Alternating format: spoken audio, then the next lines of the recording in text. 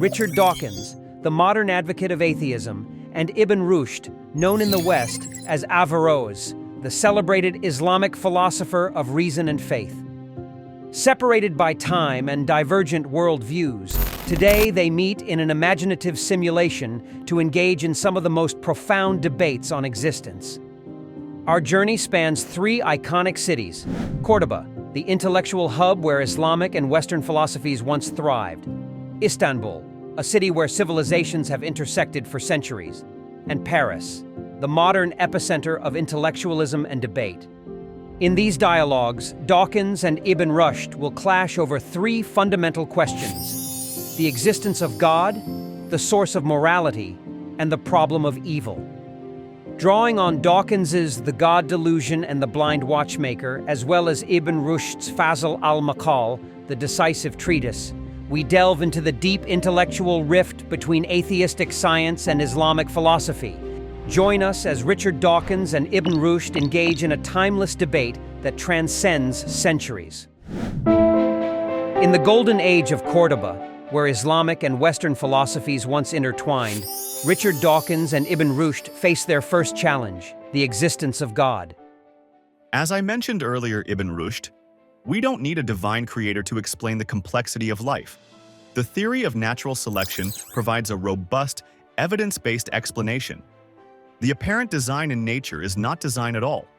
It's an illusion created by the slow, gradual processes of evolution. A God hypothesis adds unnecessary complexity. Why should we invoke a supernatural being when simpler, natural explanations suffice? Occam's razor would suggest that we shouldn't add entities without necessity. I appreciate your reliance on natural explanations, Dawkins, and indeed natural selection offers an insightful understanding of biology. However, even the processes of evolution you describe follow laws. Laws that require explanation. Where do these laws come from? Why should the universe exhibit such order and regularity in the first place? This, I believe, points to a higher intelligence that established these laws. The principle of causality, which is central to both science and philosophy, ultimately leads us to a first cause, one that is necessary and eternal. Order and regularity in nature don't require a divine intelligence. The laws of physics themselves are self-sustaining. You speak of a first cause, but why stop at God? If everything needs a cause, why doesn't God? Isn't that just special pleading? The universe could very well be self-contained and eternal, without any need for a creator. Quantum mechanics even suggests that events can happen without a cause, so the universe itself could have arisen from nothing, spontaneously. That is an interesting interpretation of quantum mechanics. But even if we accept that events can happen without an apparent cause at the quantum level, this does not explain the existence of the universe as a whole. The universe as we experience it is a contingent entity. It could have been otherwise. Its existence requires a necessary being, one whose existence is not dependent on anything else. As for your question of who created God, God by definition is not contingent. God is the necessary being, the one who simply is, the uncaused cause. But you're simply redefining the problem. You're saying God exists outside of the laws of causality and contingency, yet there's no evidence for such a being. This sounds like a convenient loophole. We know from the scientific method that extraordinary claims require extraordinary evidence. Where is this evidence for your uncaused cause? All you're offering are philosophical speculations, not testable hypotheses. Science works because it's rooted in observation and experiment, not abstract metaphysical reasoning. On the contrary, Dawkins, the very existence of the universe and the order within it is evidence of a higher reality. Not all truths can be tested in a laboratory. Mathematics, for instance, operates on abstract principles, yet its truths are undeniable. Similarly, metaphysical reasoning about causality and existence is not just speculation. It is grounded in centuries of philosophical thought. Your position requires that the universe somehow emerged from nothing, yet you dismiss the possibility of a necessary being without fully engaging with the logic of the argument. The difference is that mathematics and science provide verifiable predictions. You're invoking metaphysical entities without a shred of evidence beyond abstract reasoning. Why should I believe in a god any more than in an invisible unicorn or flying spaghetti monster? They all explain everything without explaining anything. Evolution and the natural sciences provide tangible, testable explanations for the universe's complexity. God, on the other hand, is an unnecessary and outdated hypothesis. And yet, Dawkins, you seem content with invoking nothing as an explanation for the universe. That, to me, is the ultimate absurdity. You speak of science, but science cannot account for the very existence of the universe itself. It can only describe what happens within it. The fact that you dismiss the idea of a necessary being while accepting the spontaneous generation of the universe from nothing seems intellectually inconsistent. If we are to follow reason, the idea of a first cause is far more coherent than a universe arising from nothing. Beneath the domes and minarets of Istanbul, a crossroads of civilizations, the debate turns to the foundation of morality. Richard, I believe one of your greatest misunderstandings of religion, particularly Islam, lies in the assumption that it stifles moral progress. Religion, and more specifically divine law, provides a framework for human morality that transcends cultural and temporal boundaries. Revelation, as I see it, elevates human reason by offering divine guidance on matters that pure human reason alone might struggle to grasp. Without this divine law, morality becomes subjective. What is considered moral today could be seen as immoral tomorrow and vice versa.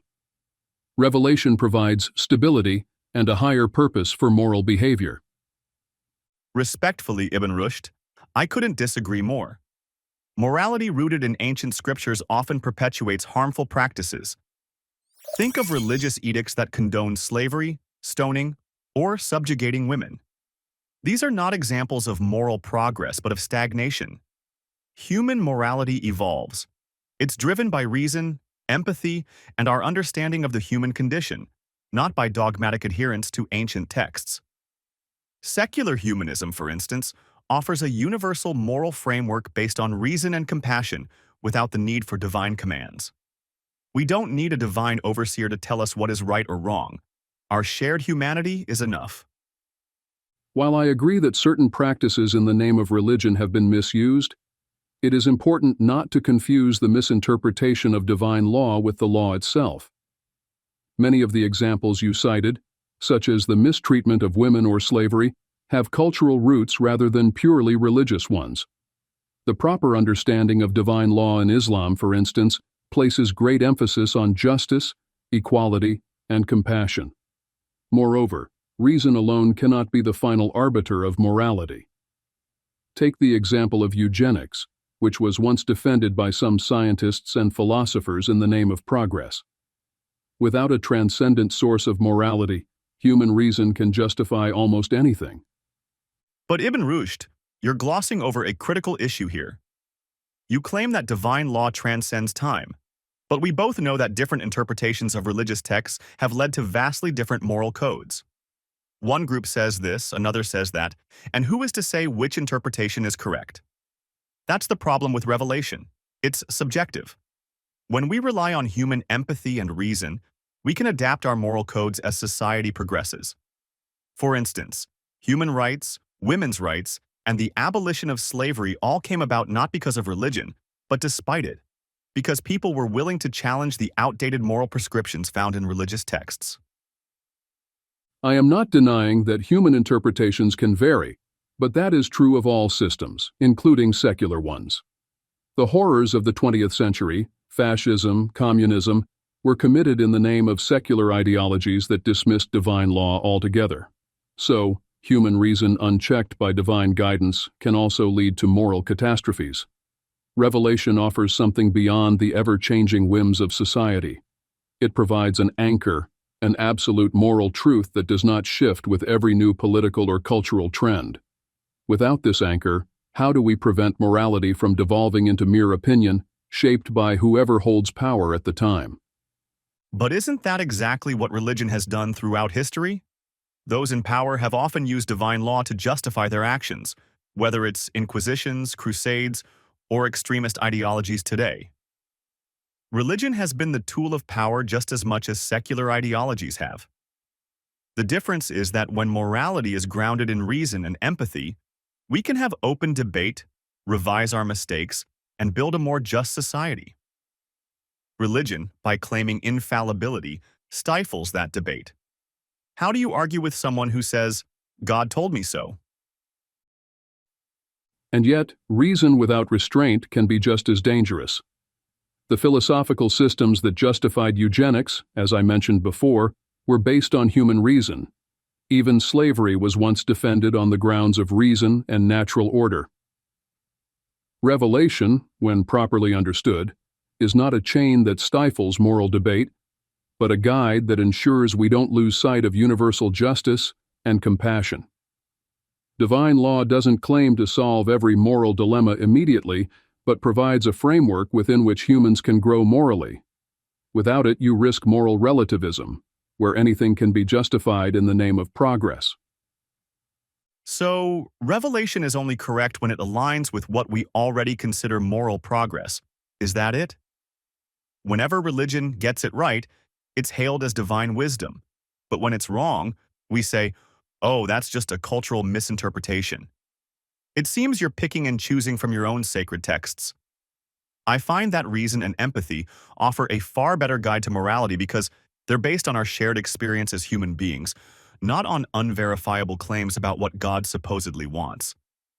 And yet it is precisely that shared experience, our flawed human nature, that requires the anchor of divine law.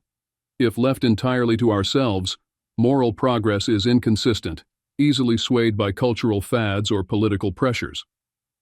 Religion, at its core, seeks to transcend these limitations and point humanity towards higher ethical principles, not just immediate gratification or the will of the majority. True morality is not a product of subjective reasoning alone. It must be rooted in something greater than ourselves.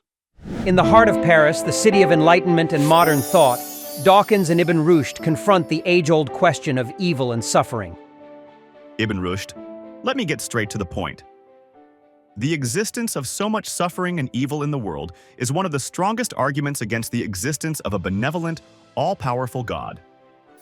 Take natural disasters, childhood diseases, or even the brutal violence we see among humans. If God exists, why allow these horrors to happen? If he's all-powerful, he could stop them. If he's benevolent, he would want to. The logical conclusion is either that God doesn't exist, or he's indifferent to human suffering, neither of which aligns with the traditional theistic view of a loving deity. Dawkins, I understand why you view suffering as incompatible with the existence of God, but this assumes a limited understanding of divine wisdom.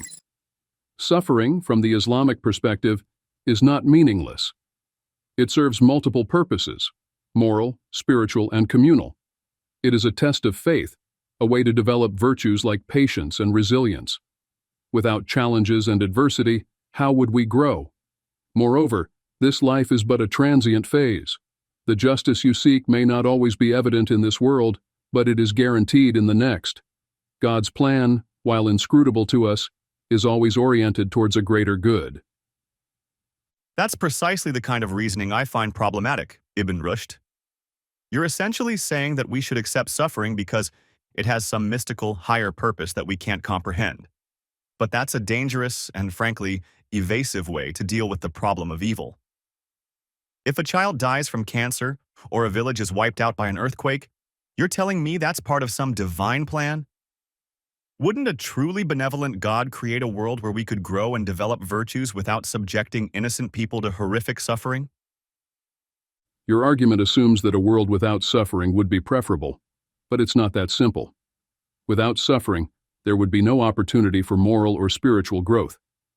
Imagine a world where no one ever faced adversity. Where would the compassion, courage, or charity be in such a place? Suffering is what prompts people to rise above their base instincts, to reach out to others, and to seek the divine. As for the specific examples you mentioned, I agree that they are tragic, but this world is not meant to be paradise. The ultimate justice and reward for those who suffer lies beyond this world, where God's plan will be fully understood. But that's the issue. You're pushing the resolution to a metaphysical next life, a concept that cannot be verified or falsified. Meanwhile, here in this life, the one we know for sure exists, people suffer needlessly. Take natural disasters like earthquakes or tsunamis. These aren't the result of human free will or moral failing. They're just part of the chaotic processes of nature. Why would an all-powerful, benevolent God allow such random acts of devastation? How does a natural disaster help anyone grow spiritually when it indiscriminately kills thousands? I understand your objection, Dawkins, but not all suffering is random. Natural disasters, like human suffering, are part of the natural order of the world. They remind us of our fragility, of the transience of life, and of our dependency on one another and on God. Communities come together in the face of such adversity, and acts of charity and compassion often arise from these tragedies. Furthermore, this life is a test. How we respond to suffering, whether personal or collective, is a reflection of our moral character. As for the next life, while it may seem speculative to you, for believers, it is a reality that gives meaning and context to our suffering here. So suffering is just a test? If that's true, then your God is no different from a tyrant who sets people up to fail. Why create a world filled with so much misery just to see how we respond? And even if communities come together after disasters, wouldn't it be better if those disasters never happened in the first place? You're rationalizing unnecessary pain and suffering rather than addressing the core issue. A truly benevolent and all-powerful God would not need to use such brutal methods to foster moral growth. It's not about God setting us up to fail. Free will and the natural world's challenges are essential components of human life. If we were shielded from all hardship, we would be no better than automatons, incapable of true moral choice or spiritual elevation. God allows suffering because it enables us to develop virtues that could not emerge in a world without adversity. You may see suffering as pointless, but countless people throughout history have found meaning, even transformation, in the face of their greatest trials. Without struggle, there is no victory over the self. Ah yes, victory over the self. Tell that to the millions of children who die from preventable diseases every year. Are they part of this grand moral test too? The idea that suffering is necessary for growth might sound noble in philosophy books, but in the real world, it just sounds like a way to justify the unjustifiable. Evolution explains why suffering exists, because nature is indifferent. But at least evolution doesn't pretend to care.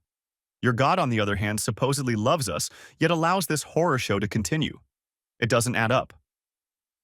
You reduce everything to blind natural processes and dismiss any possibility of a higher purpose, but this, I believe, reflects a profound limitation in your worldview. While I agree that suffering is painful and difficult, dismissing its potential for meaning, for growth, and for the unfolding of God's wisdom ignores the larger picture. The natural world, with all its beauty and all its harshness, is a creation of divine order. It is not simply random. The suffering we face, however terrible, does not negate the existence of a compassionate God. It reminds us of our dependence on Him and of the transient nature of this life. As the sun sets on this timeless journey, what remains is not a definitive answer, but the enduring power of inquiry. Richard Dawkins, grounded in the empirical certainty of science, and Ibn Rushd, rooted in the wisdom of faith and philosophy, have shown us that the search for meaning transcends boundaries, embracing both doubt and belief.